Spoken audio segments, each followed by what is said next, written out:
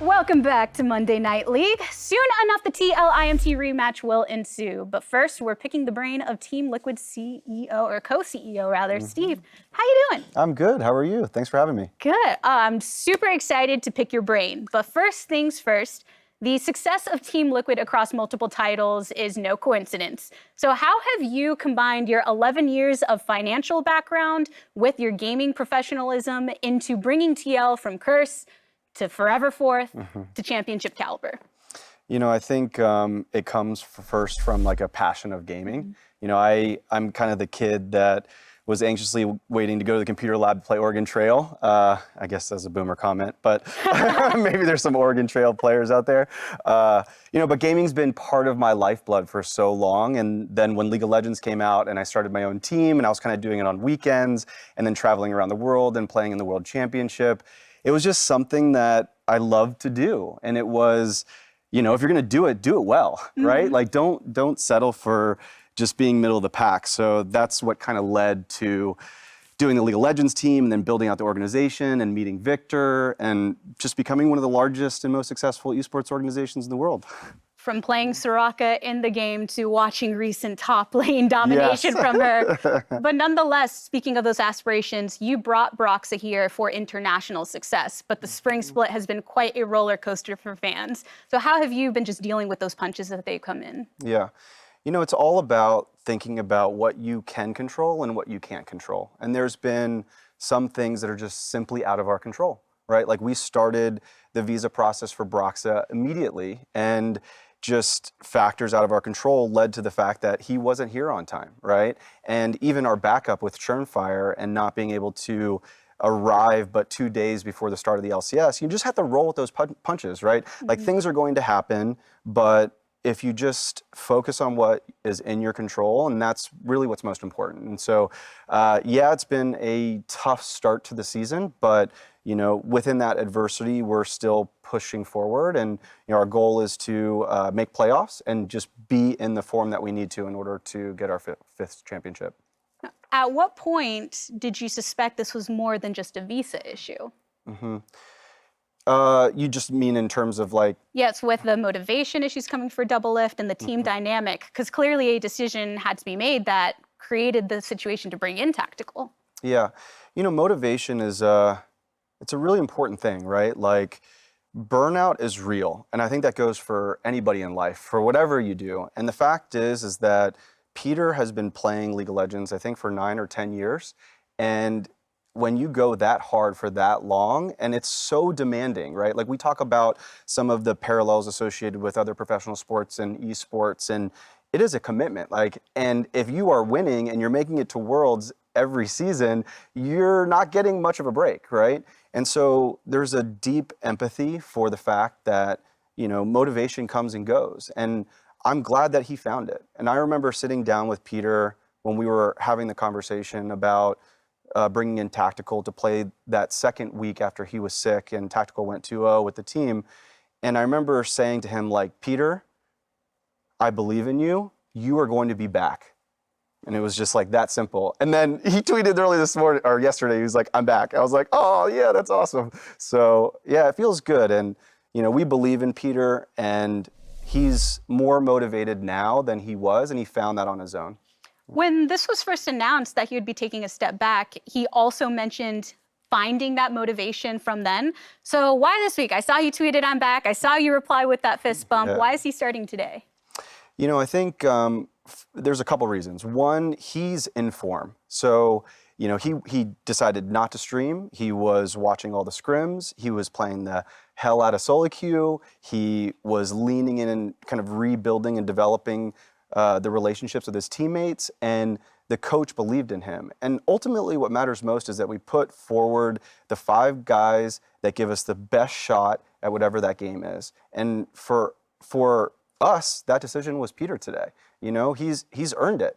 And I don't mean to take anything away from Tactical. Like, he is an amazing player, but he had his first game in LCS like ever a few weeks ago. And so Peter's got a wealth of experience. He brings so much to the game and in-game communications and decision-making in those mid-game moments. And even our loss against CLG, there were times in there, because it was such a back-and-forth game, right? Like, we were behind, and then we were calling back, and then we got to that point. It's like, I was thinking to myself, like, man, if we had Peter, like, Peter might have been able to make that kind of call from the experience that he's had from the last 8-9 years to bear to be able to win a game like that. And yeah, I'm just really excited to have him back. Yeah, it feels With good. picking up Rikara for Academy, though, and having Tactical and Doublelift, what is your long-term plan? So our long-term plan is for Rikara to play as the starter for Academy, right? And that Peter and Tactical will be kind of starters for the LCS team. And that means for playoffs and also next year and going into Worlds, if we qualify and compete, there's a requirement to make sure that we have kind of our backup starters available to play. And so to have that, Tactical is going to be there. And that way he can also spend time with the team and learn from Peter and contribute in post-game reviews and scrims. So it's just nice to have kind of a backup, So early on in the split, in an interview with Ovely, Blabber had mentioned that he had expressed to Jack early on that he wanted the full starting position, whether it was for Cloud9 or another organization. What makes this different then, that you have multiple sharing the spot? Is there a long-term way of trying to give one more than the other? Have you thought about what differentiates this? I think in order to build a world-class esports organization, irrespective of League of Legends, you replace kind of any team game in that profile, what matters most is the performance of the team. And there may be times where there are things that are out of your control, where a member of that team can't play at his or her kind of best ability. And in those situations, it's important for the coaching staff to have backups, right? And to have a substitute player, or if you're not feeling well, whatever the situation is, it's having a dynamic group of players that are available to kind of up the performance of the team. And that's what we aim to do. Now, in your Team Liquid squad series, in the first episode, Fire, when reflecting upon the first game against Cloud9, had described it saying, Cloud9 may be the sprinters, but I think we are the marathon runners. Do you feel this is an accurate way to describe Team Liquid? Yeah, I mean, if there's a definition of a team getting a slow start to LCS with as many obstacles as we've had, I think this is probably the best definition of it. So we are on a slow start, but it is a marathon, right? The goal is to hold that trophy at the end of the spring split, end of the summer split, and to represent North America at Worlds. And that is our goal, and we understand that you may falter a little bit, right? And to your point, like Cloud9, I remember that year when we placed third in the regular season, and every year prior, the third team went to Worlds, and then Cloud9 came through this new thing called the Gauntlet, right?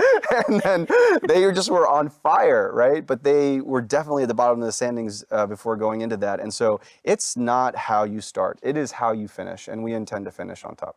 All right, well, you clearly indicate to finish here in spring between the marathon of the spring split and the international performance. How do you juggle those two goals that are somewhat linked but also have differences? Yeah, the most important thing is just to focus on improvement, right? And preparation.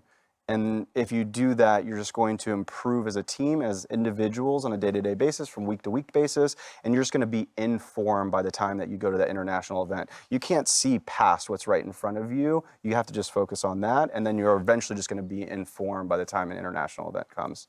Well, thank you so much, Steve. It has been a pleasure watching what Team Liquid has been able to go through this split and see what they end up doing in the future. But for now, if you've ever wondered what a pro player does to win lane, Azael's got you covered because he's breaking down C9 Nisky's dominant Zoe in the latest Lane Kingdom. What's up, everyone? Riot Azael here, back with another episode of Lane Kingdom. Sometimes, when you want to assert your dominance in lane, nothing works better than a good old-fashioned solo kill. And today on Lane Kingdom, we're looking at how Nisky used some slick movement on his Pantheon to win trades and take down Eika's Yasuo in Week 2 of the LCS. Everyone loves watching Yasuo die, and it's never sweeter than when it's at the highest competitive level. So in Champion Select, when Immortals lock in Yasuo, Cloud9 responds with their Pantheon counterpick. Pantheon has high kill pressure pre-6 against Yasuo, and by prioritizing early trading over farm, using abilities for poke instead of CSing, and positioning the lane for kill pressure, the Pantheon should be able to get an early lead on the Yasuo. The early game going well is essential when you look beyond the lane and into the jungle where Yasuo was paired with Gragas. At level 6, this combo will have huge kill threat that can swing the matchup. Whereas Pantheon is paired with Elise, one of the most dominant early junglers, that forces Yasuo into taking cleanse, leaving Pantheon with the more aggressive Ignite option. On a late blue buff invade, Pantheon collapses to zone out Yasuo and force Xmithie to blast cone away. This, in addition to the stronger level 1 from Cloud9, allows them to steal away the blue buff and force Gragas to start Wolves at 213. This delays Xmithie's gank timings and frees up Pantheon to play more aggressively in lane. In early trades, Nisky knows avoiding the Yasuo Q will result in a win, so he's playing right on the edge of Eika's range in order to bait out and avoid the ability with a quick backstep. Know how Nisky is keeping his mouse close to his character. This allows him to change direction incredibly quickly and keep constantly moving throughout the lane. With the ability on cooldown, Nisky can trade and uses his empowered W into an auto attack combo, which gives an instant 10-stack conquer. He is able to anticipate and sidestep the next Yasuo Q, which secures a 1 trade and gives him time to freely shove and reset the wave. Nisky shoves in a cannon wave and utilizes his free time that he earned to check the side of the map he knows Gragas will be clearing towards. When he sees the enemy Raptors are gone, it tells him that Gragas is either on the red buff or Krugs. This means he should have additional time before any incoming gank. Nisky also knows that since the wave has crashed at his opponent's turret, the next wave will begin slow pushing towards it. This will overextend the Yasuo and put him in an extremely dangerous spot. So he begins playing more defensively to allow the wave to push, while stacking his passive to prepare for the next potential fight. Using his spear for poke damage, he only taps the Q instead of holding it down for a thrown spear, as this returns half of the cooldown, and it doesn't commit his stun until Eika dashes forward. He then holds his E until the stun is expired, trying to anticipate the Yasuo Q in order to block the damage and win the trade even harder. The trade ends with a follow-up spear, again with a tapped Q for the cooldown refund. Nisky is now ahead in health and still has multiple potions available, so he pulls the wave to the side in order to keep it out of range of the turret and freeze it. Eika is put into a desperate situation. If he bases now, he'll lose tons of experience and gold to the freeze, so he feels very pressured to reset the wave before basing. If he can do it, he'll have almost made it to level 6 without too much of a deficit and be in a good spot to turn the lane around. Xmithie moves over to support Eika with an invade on the Raptors and spots Blabber. Meanwhile, Hakuho is moving up the river to support Eika even further, which gives Eika the confidence to feel safe enough to break this freeze and reset before heading back to base. This is when Nisky strikes. He backsteps to avoid a Yasuo Q, hits an empowered Q on Eika, then moves to the side of the wave where Eika can only hit him or the minions. Eika uses his wind wall, so he no longer has it to block damage from Nisky's E, and he tornadoes the minions to try to get the last of the wave in and reset. With Yasuo having abilities on cooldown, Nisky thinks he has it. He pops his Corrupting Potion and uses W auto, Q auto, E combo, weaving in auto attacks between abilities for maximum damage and to fully charge his passive for the Q which is coming off of cooldown. Using his Ignite, he then flashes forward, anticipating Eika's flash. To make sure that distance cannot be created between the two champions, he lands the final spear and executes his opponent. This leaves Nisky with first blood plus a 12 CS advantage. Eika has only 950 gold, where Nisky is returning to base with 1620. This advantage would not have been possible without Nisky's incredible movement throughout the laning phase, keeping his mouse close to his character and constantly making small dodges back and forth to avoid an incredible 9 of 11 of Eika's non-AoE Steel Tempest. Now that is what I call a link. Hindsight for our poor Yasuo, much like the year, is 2020, and Eika should have waited for support from Gragas and Thresh to reset the wave. They assumed Nisky wouldn't go for the all-in play once Gragas had showed in the area. But in League, as in life, assumptions can bite you in the ass, and Cloud9 isn't the kind of team to just sit back. This also could have been avoided if Hakuho continued moving straight to mid lane to support Yasuo with a lantern, or if Eika had simply been more patient. Cloud9 were able to use this mid lane advantage to snag both dragons and Rift Herald and snowball the game into a sub 30-minute win. It just goes to show that when you're looking to get big advantages, sometimes you've got to be willing to take big risks and look to punish each and every mistake your opponents make. Let me know what you want to see from Lane Kingdom going forward. Solo kills? Losing matchups? CS domination? Follow me and give me your 2 cents on Twitter at RiotAzale, and I'll see you next time. It has been a rough start to the split, and they're looking to turn it around right here. When you pick that early Ornn, you open up the opportunity for an enemy scaling laner. Broxah going in the Immortals jungle. Oh no, disaster! Gangplank ulti comes in, and Immortals are saying we want to invest for this tier 3. Broxah goes in, but he's not able to find the kick. Instead, he is already gone. Immortals will turn this fight right back around. True Shot Barrage coming in. They are on to the Nexus. Impact's going on the Toward the Rift. He's looking at all the lovely sights, sounds of the forest, and Immortals are looking at the lovely sight of a victory over Team Liquid. Welcome back to Monday Night League. With Immortals versus Team Liquid on the horizon, IMT hope to repeat the feats of their last meeting, but this also serves as a fitting check-in for Broxah, looking much hotter in some recent games aside from the CLG one. So are you ready? Let's cast our minds back to week number 4 when Xmithie lived the best Valentine's Day stomp on your ex's story we have ever seen, and Broxah's brain was still sleeping. Yeah, it was a really rough start to the game. This is not a matchup where you want to die early. Seems like miscommunication about whether the Nautilus could move there, potentially get him killed. What was worse than this, to me, was not just the first death, but what happened over the course of that game, where that completely stopped all aggression from Broxah until the game was starting to slip away from them. Yeah, so that was their first game on stage together, and especially as like Lee Sin versus Sejuani, you do get outscaled, so the later the game goes, the kind of worse it gets, and they were just too hesitant to make plays until they got 23 minutes of the game where they're doing Baron. Yeah, it's 0 kills for Team Liquid. I don't remember them trying to make many plays after that first Lee Sin death, so that was a big problem with it, but he started to look a lot better in recent weeks as he got more in tune with just living in North America. He started making really aggressive plays around the top side of the map, which is what they were hoping for when they brought him over. Yeah, and this was one of the games where you actually saw him visit every single lane, and then as the game went on, they kind of did this really nice coordinated play in the mid lane we're about to see, where Team Liquid actually pulls back to kind of create this space for TSM to walk in, and the whole time Broxah's just sitting in this flank, waiting for his opportunity to go in, and they actually pull off this team fight, and they're able to win this game like pretty convincingly after this. Yeah, he had a number of games too on Lee Sin where he's delivering key targets to his team, that time on Gragas. So that's, I think, a lot of what they wanted with him. They want more explosive early games and more explosive team fights, and that's starting to come true until the game that just happened. Well, the thing, with the game that just happened, how does that alter your expectations for Team Liquid for the rest of the split? Not a ton, but it does make me a little more sour on them right now. But again, that was with Tactical, and now Doublelift's coming back. Yeah, it is. I'm always going to say this. It was a best of 1, so I'm not hating them too much. And it was another game where we were really hyping up how Broxah was doing. So this game, I'm not going to hype them up. All right, well, to see which teams can scrape from the thick of the 3-way tie for 6, it's Captain Flowers and Kobe with the call.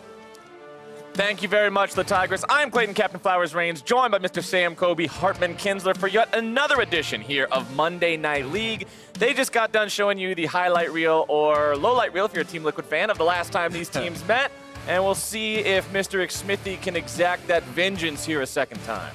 Yep, let's see. Round number 2 here. Senna off the table from Team Liquid. They're on red side, so you have to ban it away. I just think that the Senna, fasting Senna style right now, too strong for the bottom lane. That does bring up the question of Aphelios. Still extremely highly prized by his teams as far as one of those AD carries that can bring so much DPS to your squad. I want to see if Team Liquid are willing to let that one through now that they have Doublelift back in, put him on something like Misfortune or the Xayah Rakan combo instead, or if they are willing to let Immortals first pick it. Well, they don't want to deal with Set. That champion has an incredible win rate so far in the LCS, so taking that one off the table along with the Ornn they banned out, that does give the Aphelios over to Immortals, who do now have Apollo at the AD carry position as well. Let's see if Team Liquid respond as you're expecting. And so I actually really like the Xayah Rakan, which I mentioned, but the Misfortune thing I was talking about is probably the highest percentage win rate right now, at least for solo queue. for it. Misfortune, of course, brings you that big AoE teamfight ultimate, but also does have a very strong laning phase with the Doublelift. AD carry is the first to be locked in here for either side. Most of the times these days, you will see both AD carry and support locked in during the first half of the draft before the second round the bans come through. Doublelift and CoreJJ at one point, the uncontestable bottom lane of the LCS. You remember all of last year, it was always just these guys at the S tier and everybody else sort of just striving to keep up, reach for that greatness. But And you get 2v2 killed by Keith and the world champion. hey man, when Latucan arrives, you got to be ready for it. As the Zoe is locked in for Team Liquid, this champion has been causing an awful lot of ruckus here in the mid lane. And honestly, it's everybody's favorite blind pick right now. The Syndra, it's very difficult to get a super bad matchup for that champion. And Zoe, late game, always gives you the possibility for pick potential.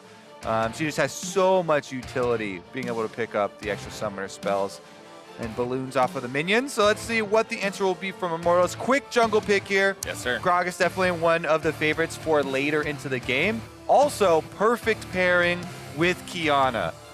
Everybody tells tales about the Gragas Qiyana early combination. Those are some scary stories. You just pick the water blade for Qiyana. Gragas comes around mid lane, and as long as he's got flash, that is a dead champion usually.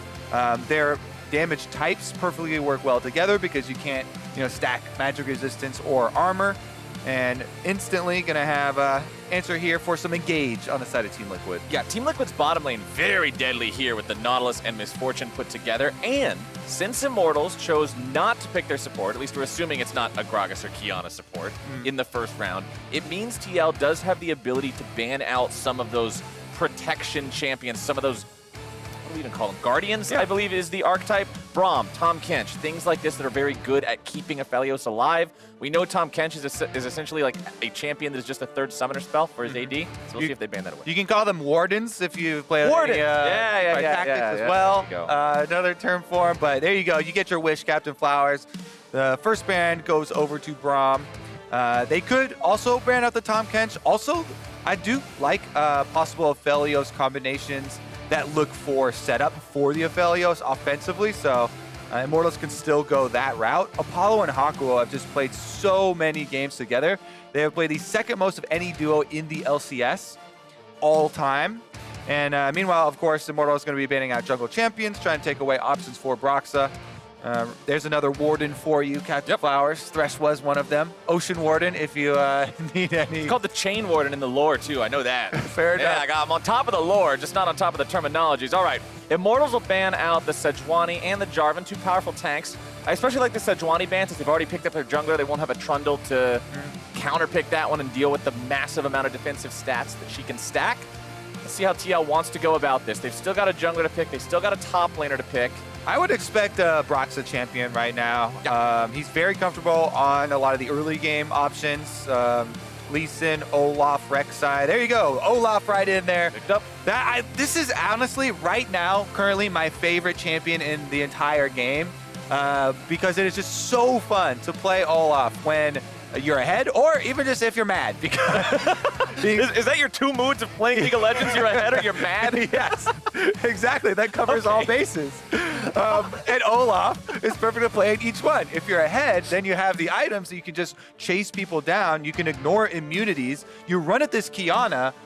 You do have to worry about the Qiyana burst, just 100% desiring you, but you don't have to worry about the CC of getting locked up, right? So you can at least get off your axes, at least get off some damage for your mid laner there and go for the trade. Olaf is very good at just running people down. Gragas is a prime target for it. This is one of the classic matchups where Olaf has complete seniority, complete carte blanche in the early game, do whatever he wants against the Gragas, and it's basically a game of chase here where Team Liquid can go for level 1 invades. They can try and bully Immortals out of that jungle matchup. It looks like they don't want it to go like the round 1 did where No, sir. Xmithie got an instant first blood 3 minutes in. And it looks like we're going to get Zac top Or- out of Team Liquid. Yeah, you can also switch it around. I like that both these champions can be played jungle or top. Yeah. So they can keep you guessing here. Is the Conqueror Zac top lane? Probably. Olaf can also be switched up there. Olaf is one of the few that can actually bully Renekton, by the way. Yeah, Olaf very, very strong in those 1v1s, as you've alluded to. Worth pointing out that Immortals did pick up that remaining very powerful defensive champion in the Tahm Kench next to Aphelios there in the bottom lane to keep him safe. Again, third summoner spell is worth an entire champion sometimes. Gobble them up, make sure that they can't dive on him, especially now that the Zac is locked in. When you've got a Zac jumping in there, when you've got a Nautilus ulti, it's very easy to go after this Aphelios. I will note that when you use a Tahm Kench like this, he doesn't bring as much to the team fight because, you know, things like Braum, right, are going to lay down his big AoE, you block a bunch of spells, stuff like that. You have to get a lot of value out of that Devour from the Tahm Kench in the team fight phase if you are grouping. And that is what you want to do when you've got an ultimate like Qiyana. You have this Gragas, Qiyana, Aphelios combination. So we shall see how they're able to make use of it, because otherwise, you know, things like Nautilus, point and click engage can bring a big amount for Team Liquid, trying to force it, and that's what you want to do when you've got Zac, Olaf, Nautilus. That is hard engage to the tens, my friend. Plus, you've got a Zoe right next to the Zac. You hit a bubble, it pretty much is giving the green light to Zac. Okay, charge the slingshot up. Either Tahm Kench devours or you have a free initiation onto whoever that bubble hit. Very, very powerful stuff here for Team Liquid, who have Doublelift back at the helm. A lot of fans excited to see the return, even though it's only been a couple games out. That's a couple games more than you normally have without Doublelift. Yeah, if you consider that the first 2 games, the weekend that Doublelift was out, was due to the illness, then it's only been a single game of being benched for the motivation issues that Steve was talking about on One more than normal. One more than normal that he was talking about on Monday Night League in the opening there with Tigris. I really liked that interview, how he mentioned how long Doublelift has had to stay at the very top peak of competition in North America. And it's not uncommon for very long, sustained periods of dominance to actually lead to complacency, to lead to apathy, because you're at the top for so long and you're gonna challenge you. Exactly, you're waiting for the next big challenger. If you follow the breadcrumbs of the interviews, you could tell from Doublelift he's continually asking for who is going to challenge us in the LCS. That doesn't mean that all of a sudden, though, your mouse and keyboard skills are completely gone if you, you know, the determination or the fire or the drive goes out for a little bit. And like you said, I think a lot of fans very happy to see Doublelift back on the field, see him with some renewed determination. And we'll get a look at Zac versus Renekton on the top side to start it out. I feel like something very telling about Zac versus Renekton is what you just saw. Sometimes you'll see top laners wait in that bush for their opponent to walk through the river, be like, oh, I'm going to hit him a couple times. As Zac, you don't want to hit Renekton, because that means you're going to get hit back. And getting hit back is not a very good situation for you most of the time here, especially early on. But I also want to point out, as we get into a little bit of a scuffle here bottom side, both teams this game only have teleport on their top laners. There are no summoner spellbooks in this one either, so that means only this Renekton and Zac will be able to man the side lanes later on without risking having their opponents go for something big. So that's something I'll be keeping an eye on here. Yeah, and as you look further into the game, just taking into account the composition. We went over in Champ Select, but this Immortals team is probably going to look for more of the split options, right? Qiyana will rush mobility boots, look for roaming around, trying to create plays on the side waves. Renekton, very good by himself there as well. And since you have a Tahm Kench, Abyssal Voyage, you try and make the most of that ability to try and catch people out within rotations, also keeping your Aphelios as safe as possible. sOAZ taking the early wave control here, as you would expect Renekton to do in just about every matchup. Impact will be underneath the turret. You can see the junglers moving around here. Level 3 on both of them. Gragas not nearly as strong of a ganker before he's able to go back and shop that first time, get the boots online so his keystone actually exists. But since both junglers have cleared top to bottom side, they'll be hovering around here. You can see it was almost a full clear from Xmithie. He skipped out on his own Gromp, but he has gone ahead and picked up the Krugs, clearing the last of those out now as Team Liquid is pushing this bottom lane in here a little bit. Minions just about breaking even, but a slight edge to the TL side for the push. And there might be an opportunity for Xmithie to make a move, but he senses probably not, just decides to head back to base, grab those boots we were talking about. Yeah, Broxah here showing on the minions does give away that he is going for double scuttle, but like we said as well, there's nothing that Gragas gets to do about Olaf getting double scuttle. Yeah. He cannot fight him early on, so Broxah will be able to get top vision as well. He actually just tags it, and because sOAZ roams down, he respects the solo laners. Your jungle matchup is one thing, my friends, but lane priority goes a long way, and because sOAZ is on the lane fully, Renekton into Zac gets to push up the wave and afford the scuttle grab to the Gragas. That feels so good for Xmithie. The mid lane was bouncing back as well. You can see Eika has the priority over the Zoe after Jensen pushed in initially. So things lined up really well there for Xmithie to not get double crabbed. And now you're seeing Eika go in, make a big move that ends up being a big mistake. Good Lord, man, that was not the play. Big blunder from Eika here. Xmithie was even in the area. We spent a good 3 minutes in Champ Select talking about how effective Gragas Qiyana combination is when they're used together and when the Gragas gets to initiate with the flash, but Eika goes a screen ahead of him into the tower. That is just a big question mark on the mid lane, my friends.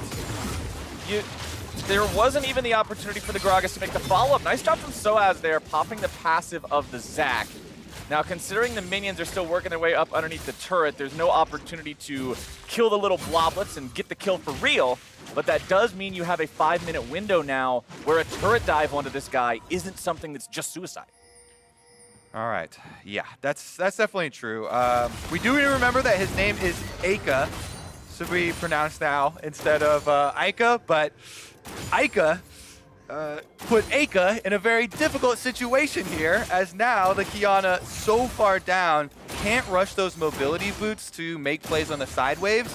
Has gone for the double longswords to have some sort of fight in lane, but giving that kill over to Zoe, the first blood bonus to Jensen, who's been one of the best and most consistent players for this Team Liquid squad, means mid lane priority covers the whole map.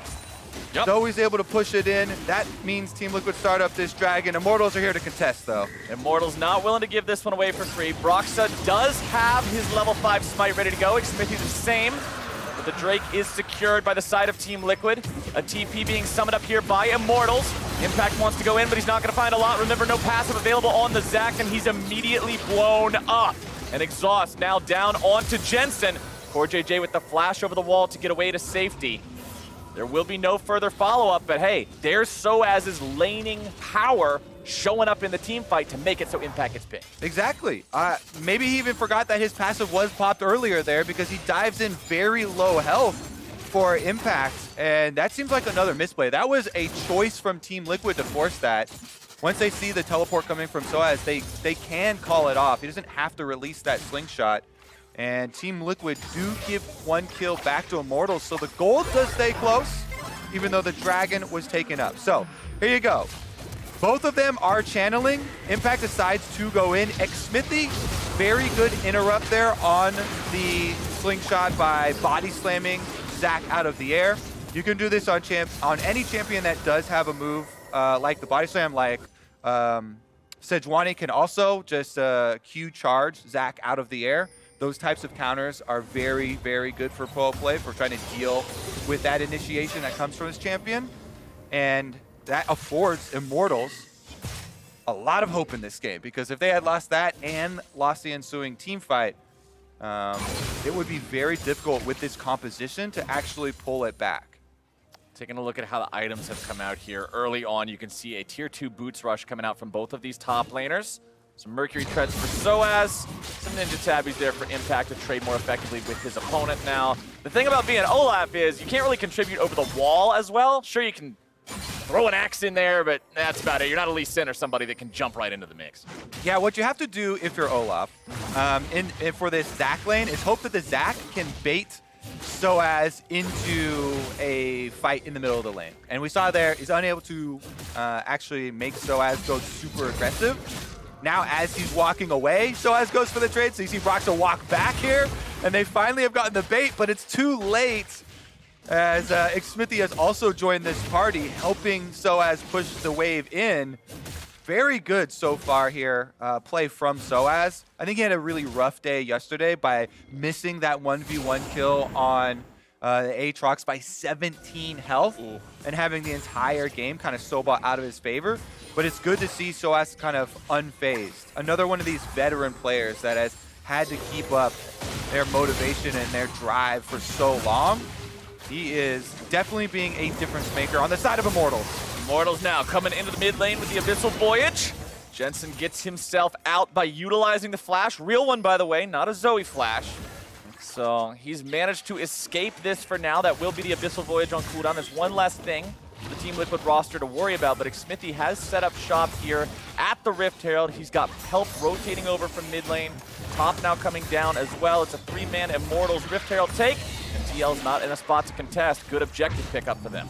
Yeah, that's going to be some much needed money for them as they've really started to feel the difference in that mid lane. After that dive, the CS afterwards has just started to balloon for Jensen in the favor of the Zoe. Now that Zoe's flash is down, as you mentioned, a real target can be had, and maybe we'll see the fangs of that Gragas Qiyana combination. Maybe we'll see them actually return to that play with some confidence and go for the burst without the tower. Good trade coming out there from Impact, making sure that he stops sOAZ underneath the turret there. 2 different turret shots end up making that trade go in Impact's favor. But sOAZ continues to just maintain absolute control over the lane. You can see the massive CS discrepancy, 96 to 59. And that 59 only catches up by about 6 if he gets all of these together. So even with perfect farming here from Impact, that's still a plus 30 lead for sOAZ's Renekton, doing exactly what you draft this pick to do. Exactly, and he's got the early healing reduction. Biggest, most annoying part, obviously, of the top stack, especially with Conqueror, that everybody takes, is all the sustain and the healing. So you play your little blob stomping mini game, but also being able to deny it with the early executioners means that sOAZ can continue to be the one dictating the pace of that side lane. And once those teleports come back up, we'll see the difference in the amount of pressure there. We already have the recalls out, so everybody has escaped from the bottom lane here. Immortals do call down Xmithie, and he does still have the Rift Herald, so they could just farm plates off of here, where it looks like Predator's active for the roam up mid. CoreJJ goes in for a dredge line, but they're outnumbered right now. Xmithie returning a body slam of his own. Core's in a lot of trouble, rooted up, bursted down. Not what Team Liquid needed to see there. I can understand CoreJJ thinking about it, but they had to know they were outnumbered. They saw their opponents leave the bottom. Yep, that was a bottom lane pressure difference as they shoved it in and came up the river. That's why you see, as CoreJJ goes for that hook, Broxah on the Olaf does not follow up. He hesitates, he stands there, and he's like, I don't know about that one. Yeah, that is an initiation on a foe that we cannot handle. Immortals. Big punishment there on CoreJJ. They are rewarded with a very big Infernal Dragon take for themselves as well. And this game starting to go right back in their favor. 1-to-1 on the Drakes, with Mountain Soul being what transforms the Rift, so extra defensive capability for the tanks as the game moves forward. Broxah into the top side, coming up here to assist Impact in the 2v1 against sOAZ's Renekton, who pops the Dominus, sidesteps the axe, and walks away. They decide it's not worth chasing any longer. Well played by sOAZ. Yeah, and with a rage-empowered attack ready, even if he had hit that axe, they might be thinking twice, because both of them have been chunked so low, and the Executioners does double work. Over the wall, Immortals, there you go! You said it, and they did it. That's the wombo combo we're looking for. Exactly. This is look 2. You know, beginning of the game, that was gone wrong. That was just an example of how not to do it. Qiyana Gragas gone wrong if there's no coordination. This time around, that's why you see so many people talk about it. You don't have really any chance of countering there as you get locked in for CC and 100% to 0 while the flash was still down for that Zoe. So Immortals really taking advantage, tracking that summoner spell, and gaining ground on both sides of the map. That was a top lane 2v1 defense from sOAZ that alerts their mid lane to say, hey, we know there's no possibility of a jungle counter gank here. Go ham. They get the kill. They get the push on all 3 lanes, actually. Apollo doing a lot of work here on this bottom lane tier 1 turret, almost taking it down. and does successfully grab first turret here for the Immortals squad before plating even falls. That brings them up to almost 2,500 gold ahead of Team Liquid 13.5 minutes in. That's a pretty substantial early game lead. Yeah, definitely a very good little push there from about the 10-minute mark from Immortals. Hakuho even coming over trying to deliver the Scuttle Crab to Apollo. And that is one rich Aphelios. Going to be something that Team Liquid really do have to worry about, because with the Tahm Kench right by his side, it's going to be very difficult actually for them to force their way in there, especially if Immortals are controlling these side waves with a very fed Renekton here. sOAZ and Impact have switched themselves down to the bottom lane, as you would expect with that turret falling, and that means it's AD carries moving themselves into the top side. Umbral Glaive completed for the Qiyana. Very important item. It gives you a nice lethality boost. It has an incredibly low price point, and you'll see this item spike vision scores pretty dramatically for any champion that buys it, because it allows you so much ability to just sweep tons of them out of the way. And the best part to me is the time efficiency, because allowing you to one-shot green wards, as we'll see Eika do there multiple times, allows you so much more freedom with this champion. If Qiyana gets a couple more seconds up through the river, they know there's no vision here. It really does allow for more of those plays. Hakuho with a good save there onto Xmithie. Takes some damage for it, but keeping the jungler safe is going to be a worthwhile trade. But now the chain CC's coming in, and Immortals have started the fight off exactly how they'd like to. Xmithie low, Hakuho low. Apollo rotates over to join the fight, but everybody disengages. Team Liquid recognize they don't have an opportunity for a counterattack, and honestly, Kobe, Immortals are just playing better League of Legends here in this first 15 minutes. 100% true. They're able to use this level 11, so that means rank 2 ultimate for Qiyana. Eika goes in, he gets this done. Another pick for Immortals. Jensen looking to punish. Big trouble bubble going to be sidestepped there. No big Zoe combos coming in here just yet. See on your screen after the games are concluded tonight. We got this one and one more coming up for you, but once it's all done, head to twitch.tv/BudLight for the Bud Light League Lounge, where Avli and Riv and their guests of the evening, which I believe are the Cloud9 players tonight, will be having all sorts of fun. Let's take another look at this play onto Xmithie. Yeah, again, okay, so they go for the initiation here. They try and chase him off. CoreJJ and Broxah sticking around, going for the ward, though. It is the Gragas into Qiyana. Xmithie flashes in, he gets the body slam knock-up, and from that point, ultimate into ultimate, dead support. Easy money for the side of Immortals. That gold lead that I said was 2,500, and hey, that's pretty darn impressive. It's gone up another 1,000 since then. The next Drake now spawning in 15 seconds. Nobody's at 2 yet, so this won't bring anyone to soul point. sOAZ does walk up to where Jensen was, looking to make some sort of a stun play on him. Dashes back away. CoreJJ not aiming the dredge line correctly onto the Immortals top laner means sOAZ is gobbled up. He gets away to safety, but he is at half HP now. However, if Doublelift is caught out, all right, he has to pop the heal to escape that one, but considering you got found alone in the river by Qiyana, just losing your heal is a pretty good deal. Yeah, definitely true. Qiyana in the river as the ultimate does explode on water. Most AD carries really have to worry about that one. Aphelios turret and Shelly both go down here for the push on Immortals. Impact trying to use those stretching strikes. The mid lane turret falls on the side of Team Liquid. Impact is the frontliner. Remember, he has the passive this time. This won't go the same way it did at Dragon Fight #1 because of the fact that Immortals do not have the opportunity to blow him up instantly like that. However, the fight is going to be starting now. Off to the side, it's Xmithie in trouble. The bullet time comes out, but it can't quite find the damage. Hakuho is being where he needs to be so far this game to keep his teammates protected. Xmithie, he throws out a cast, but it's not going to kill anyone. CoreJJ is down to 200 HP. Team Liquid decide to fall back. It's Immortals with control over the bottom side river. They aren't going to start the Drake up here just yet. They're firing off the Scryer's Bloom, keeping an eye on Team Liquid, and if they're going to come back, remember the Immortals jungler is only 200 HP, but they'll start up the Drake now. And Eika holding on to the Qiyana ult this entire time. Sometimes it's the abilities that you hold over your opponent's head and do not use in the team fight. Exactly, that make the most difference.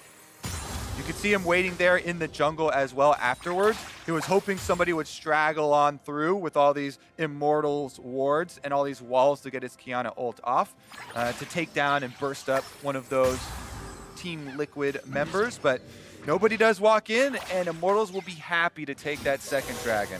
Immortals continuing to build leads here in this game, 18.5 minutes into it.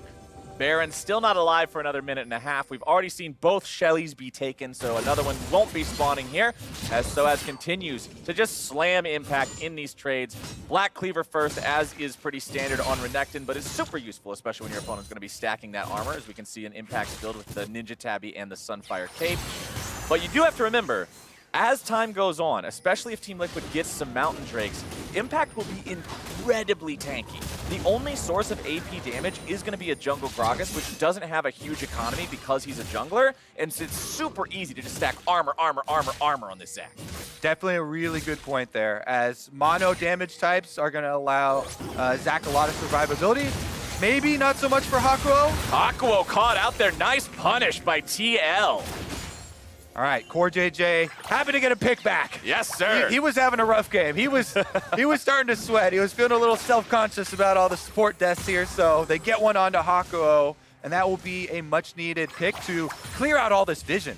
We had gone over how many wards had been just left behind in the Team Liquid side of the map, but them getting that kill on the support allows Broxah, allows CoreJJ to open up some of this territory for themselves, and they do push out on top side.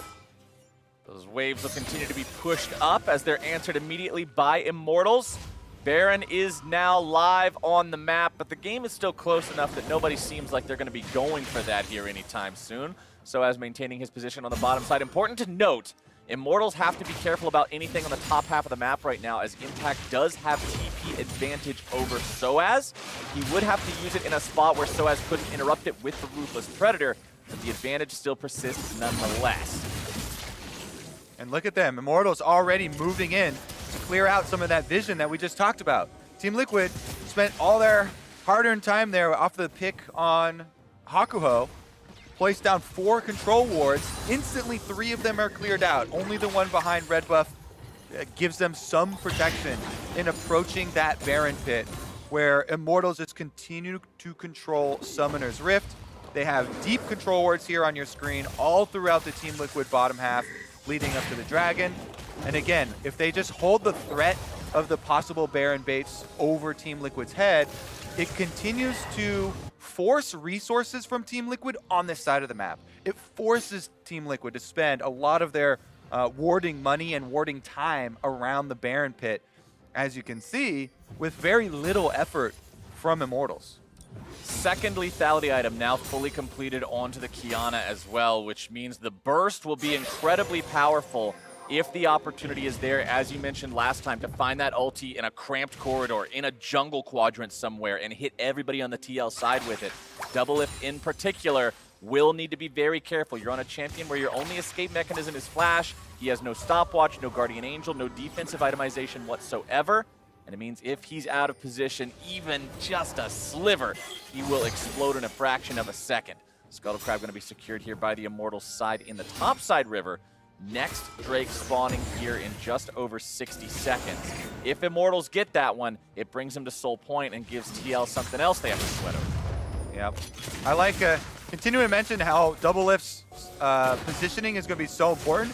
Everybody else on the team building a bunch of armor because, like you mentioned, the AP Gragas, which is the only AP threat, is going to be going for Doublelift. It's probably going to be looking at that backline, and it just means that there are so many areas that he has to watch out for. Flanking from Renekton, flashes from the Gragas, ultimate at range from the Gragas, and of course, Qiyana coming through, looking for the wall stuns.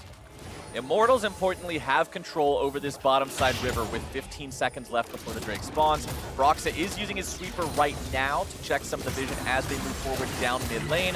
Control ward over the wall and on their side, just to make sure Team Liquid doesn't have vision over that wall. sOAZ will clear that control ward out. He dashes away to make sure he doesn't take follow-up paddle star damage.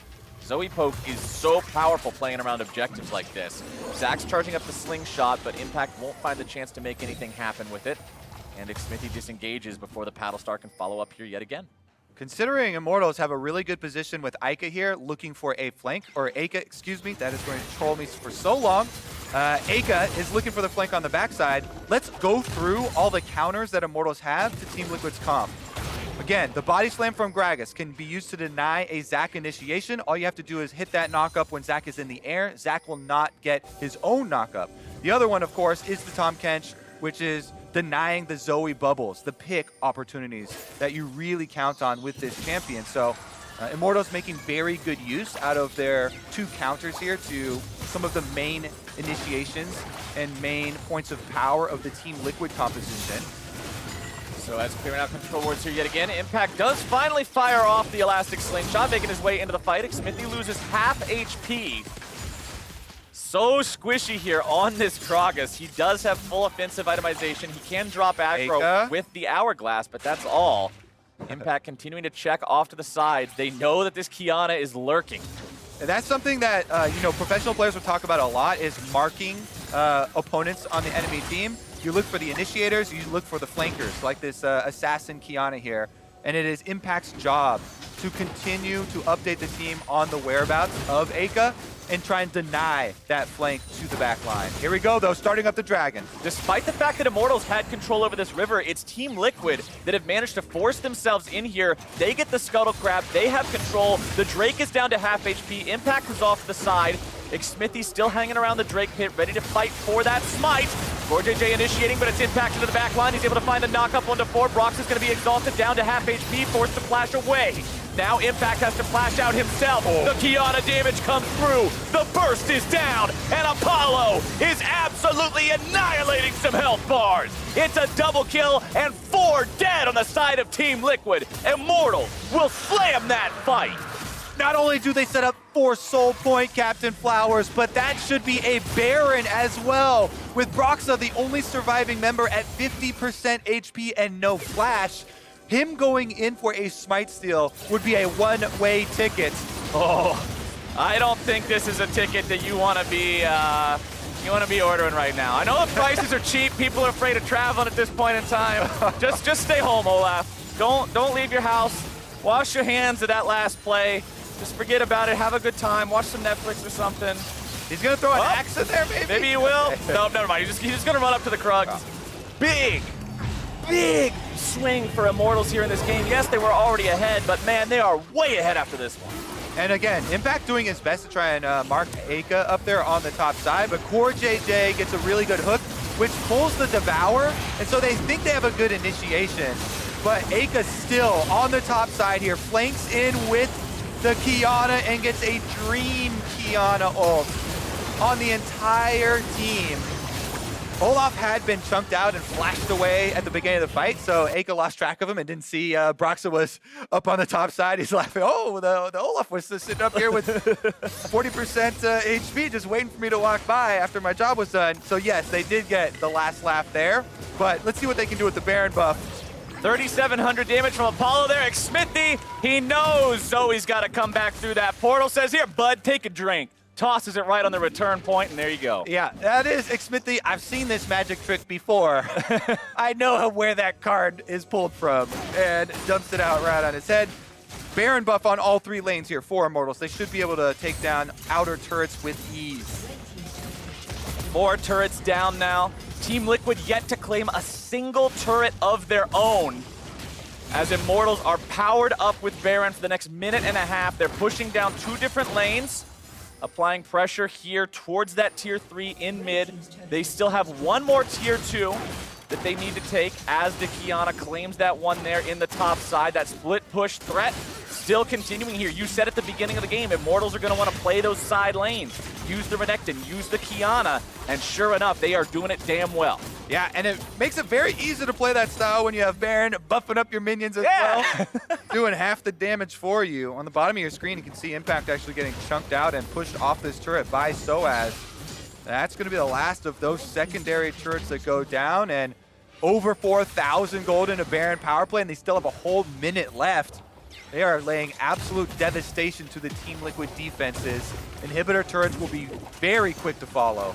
And the thing you always have to ask yourself in these situations as the defending team, is it worth it to fight for the inhib turrets? How many inhibitors are you willing to give up? It looks like the answer is 0 as Immortals are jumped on and Hakuho is taken very low. A Gargoyle Stone Plate into a thick skin combo is going to keep him alive, and Apollo will root up everyone from Team Liquid as they are in pursuit. Now it's Jensen who overextends himself and is forced to disengage. The top side inhibitor falls, and that means Immortals still come out on top of the play. Exactly. It was a 4v5 on the bottom of your screen. The disengage, very good from Immortals. They have to burn a bunch of flashes to do it, but as you said, the rewards are everything here. Inhibitor number 2 under attack, and inhibitor number 3 has become exposed. Remember that when all 3 fall, ladies and gentlemen at home, it means double super minions in every single lane, and you pretty much lose all footing on the map. It's Xmithie into the stasis. Hakuho would get another clutch save. Xmithie barely walking himself away. Stretching Strike's gonna be broken. Watch for that Qiyana flank. Team Liquid disengaging, falling back, but they've got to remember both of these inhibitors are about to fall. They will defend for now. It looks like Immortals are gonna head home. Yeah, they're giving up on these 50% inhibitors that still stand. Not pulling the trigger there with the Qiyana combo as everybody else got chunked out and had burned all their flashes. Gonna wait for the revival here of Hakuho because look at the timer, my friend. 34 seconds on the soul to arrive. There are already super minions in the top half of the map. And Immortals are gonna force Team Liquid to go to them as soon as we get back alive. But right now, a replay of the inhibitor going down. The hook initiation there. Zhonya's into the Devour from Hakuho, but since he's slow there, it's basically a sacrificial move from Hakuho to try and get Xmithie out, make sure that their jungle stays on the map. Eika doesn't want to risk it going for an ult on those 4 members of Team Liquid, and instead would rather save it for the dragon. I'd say very wise choice. Sometimes the blood rush will go to your head and you see that big clump of champions want to get your ult out, but the objective's more important. Well, that Mountain Drake is about to fall. Xmithie wants to work his way in, but Broxah with a good smite's gonna make sure the soul's not going over quite yet, but the fight is breaking out in earnest. Xmithie into the stasis, sOAZ into the entirety of Team Liquid. Doublelift is under pressure. He fires off the bullet time, but Liquid evaporates, and Immortals will get themselves an ace for nothing. A pentakill for Apollo to end this game. Not the return Doublelift was open for. It's Apollo with his name in lights. And Immortals will take down Team Liquid, surpassing them in the standings. 2-0 over Team Liquid in the regular season by the man who was the 1 member replaced coming into this season. Xmithie is looking good here against his ex-team. All of Immortals looking good this time around. Apollo, Hakuho reunited. Performing extremely well here. Aphelios in the end does get the penta. He gets a nice legendary as well with the clean 8-0 scoreline for Apollo. And they really utilized the Renekton power, especially from early on, snowballing ahead, controlling those neutral objectives, and getting down the outer towers very quickly in the game. They had that one big oopsie. Eika went in early. The mid lane dive was kind of a whomper, but the rest Delete of that it one was, from the VOD. Yeah. Little editing. If you start watching the VOD from right after that point, everybody on Immortals played cleanly and did what they were supposed to do. Hakuho had saves time and time and time again. He was always next to the right people. Xmithie was using his stasis at the right time. He got some good ultis off. You already said what Apollo did. I mean, he popped everybody. No deaths on this AD carry. Just really well played from these guys as a squad. Now, we're going to go ahead and take a short break, but when we return, Avli will hear from the Immortals mid laner. Don't y'all go anywhere.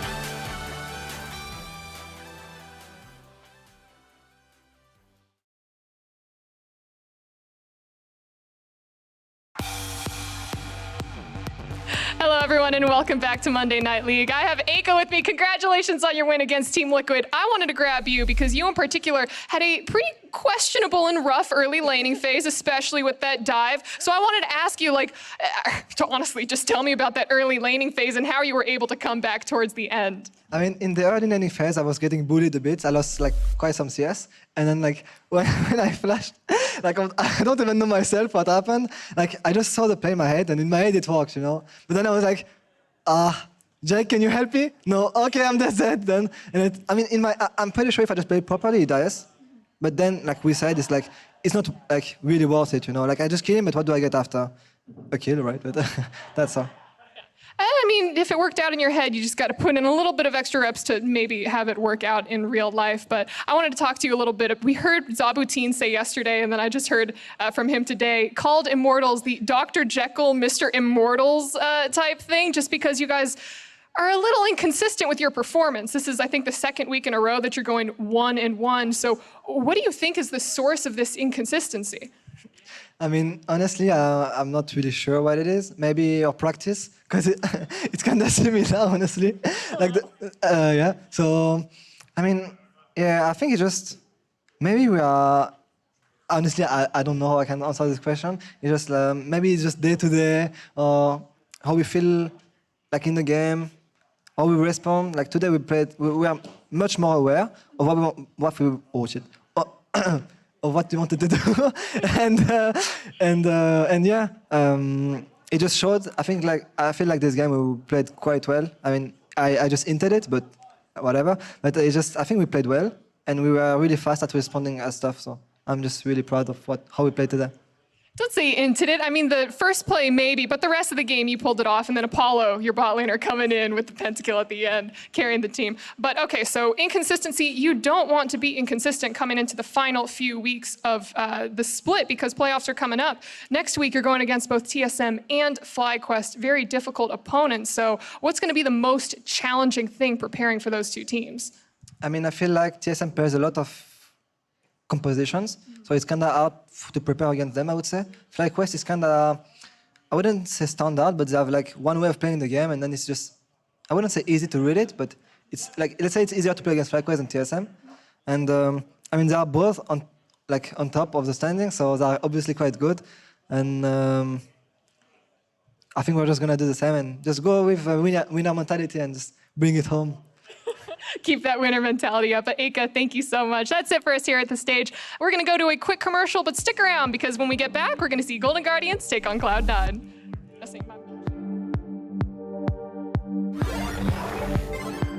Really well there for Xmithie to not get double crabbed. And now you're seeing Iika go in, make a big move. And the Executioners does double work. Over the wall, Immortals. Zack. Nice. Olaf is here, low HP, okay? MF is dead. MF is dead. Good job, guys. Doublelift is under pressure. He fires off the bullet time, but Liquid evaporates, and Immortals will get themselves an ace for nothing. A pentakill for Apollo. Apollo pentakill, he's so good.